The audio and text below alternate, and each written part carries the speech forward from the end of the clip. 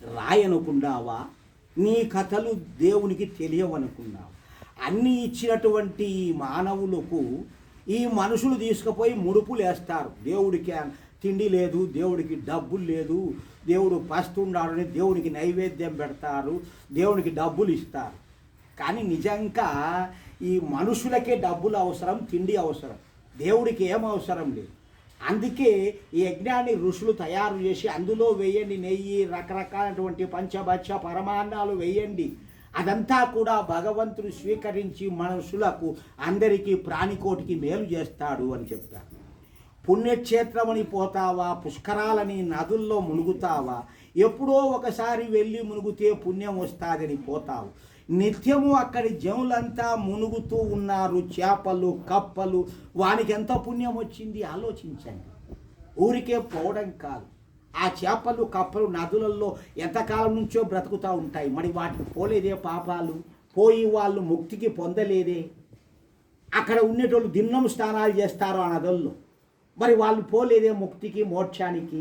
ఆలోచించాలి. పుణ్యము యాత్రలు తిరిగితే రాదు, మనస్సు నిర్మలం పెట్టి మనస్సులో ఉండే దురాలోచనలు మంచి బుద్ధులు పెంచుకోవాలి. దురాలోచనలు చంపి మంచిగా ఇతరులకు ప్రాణికోటికి మేలు చేసే గుణం సంపాదించాలి. జనులు తరించేది తీర్థం అంటే జనాయై తరంతి తీర్థ అని. జనులు తరించడం అంటే మోక్షం పొందాలి. అది ఏది అంటే పూర్ణంగా సుఖముల ఇచ్చే జ్ఞానం, అదే తీర్థం. ఎక్కడికో పోయి వాడు వేస్తే తాగేది తీర్థం కాదు. నిధులలో మునిగి జనులు జీవులు వీళ్ళందరూ సుఖము పొందినారా? మంది ఎక్కువై కలుషాలు పెరిగిపోయి డబ్బులు పోగొట్టుకొని జబ్బులు వచ్చి ఎంత పోయి వచ్చేటోళ్ళకి అందరికీ కూడా రకరకాలుగా డబ్బులు నష్టం అవుతాయి. ఎక్కడ తీర్థం వస్తుంది? ఎక్కడ తరించుతున్నారు వీళ్ళందరూ? తరించడం అంటే ఏమిటి? ఈ భవసాగరాన్ని తరించాలి, ఈ లోకాన్ని దాటి మోక్షానికి వెళ్ళాలి. మరి ఆ మోక్షము కావాలంటే, భగవంతుని చేరాలంటే ఈ నియమాలన్నీ పూర్ణ సుఖములు ఇచ్చేటువంటి ఈ వేద జ్ఞానాన్ని తెలుసుకోవాలి. మనకు మోక్షము ఏది, మనకు సుఖము ఏది అని ఈ భగవంతుడు ఇచ్చిన మార్గాన్ని మనం అనుసరించాలి.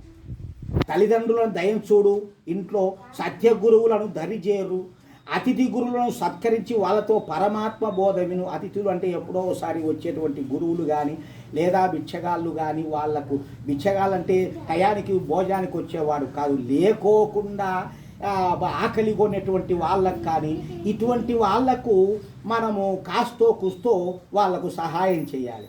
ఇక భార్యాభర్తలు ఇరువురు ఒకరికొకరు గౌరవించుకొని జీవించాలి. ఒకరు ఎక్కువ నువ్వు తక్కువ అనేటువంటి భావనలు వద్దు. ఒకరి సేవ చేయండి, భర్త చేయవద్దు, భార్య అయితే చెయ్యాలి, ఇటువంటివన్నీ తప్పులు అన్నమాట. ఎవరు ఇద్దట్లో సమానమే. భగవంతుడు శరీరము రూపు అయితే మను మహర్షి చెప్తాడు, సగం శరీరము పురుషుడు, సగము శరీరము స్త్రీ, బ్రహ్మ రూపము ఆ విధంగా ఉంది అని చెప్పి మను మహర్షి చెప్తాడు. అంటే సృష్టిలో స్త్రీ పురుషులు సమానము అని ఈ విధంగా ఇచ్చారన్నమాట. ఈ విధంగా తెలుసుకొని స్త్రీలు ఒకరికొకరు గౌరవించుకుంటూ సంసార నావలో ఇద్దరు కూడా సమంగా ప్రయాణించాలి. ఇక ప్రకృతి దేవతలు భూమి, నీరు, గాలి, అగ్ని, ఆకాశము, ఈ దేవతలకన్నింటికి అగ్ని పూజతో మెప్పించుము, చేతైనంత జనులకు జీవులకు మేలు చేయుము. ఇదే ఆ యొక్క భగవంతుడి యొక్క సందేశము, ఆ సృష్టికర్త మానవులకు బోధించిన జ్ఞానము. ఈ జ్ఞానము తప్ప మిగతా ఒక్క పైసా కూడా మీకు ఎప్పుడే కానీ వేరే పూజల్లో ఎక్కడ నష్టము తప్ప ఒక్క పైసా కూడా మీకు లాభం రాదు, పుణ్యము రాదు. నేను చెబుతున్నాను, తెలుసుకోండి. ఎంత గొప్ప పండితులైనా కూడా వారందరికీ కూడా సమాధానం చెప్పగలరు.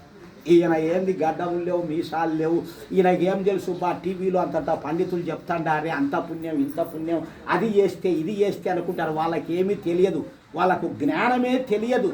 శూన్యులు.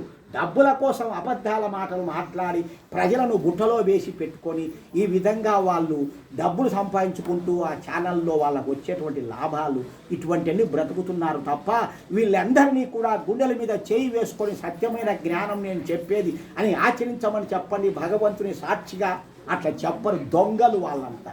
కాబట్టి వాళ్ళందరినీ కూడా ఎప్పుడు నమ్మవద్దు. వేదాన్ని ఒకటి ఆశ్రయించండి. ఆ వేదానికి సంబంధించిన పుస్తకాలు మీరు తెలుసుకోవాలంటే మా దగ్గర ఉన్నవి. మేము మీకు సప్లై చేస్తాము కూడా. ఈ జ్ఞానం ఎంత గొప్పదో అది చదివితే మీకు తెలుస్తుంది.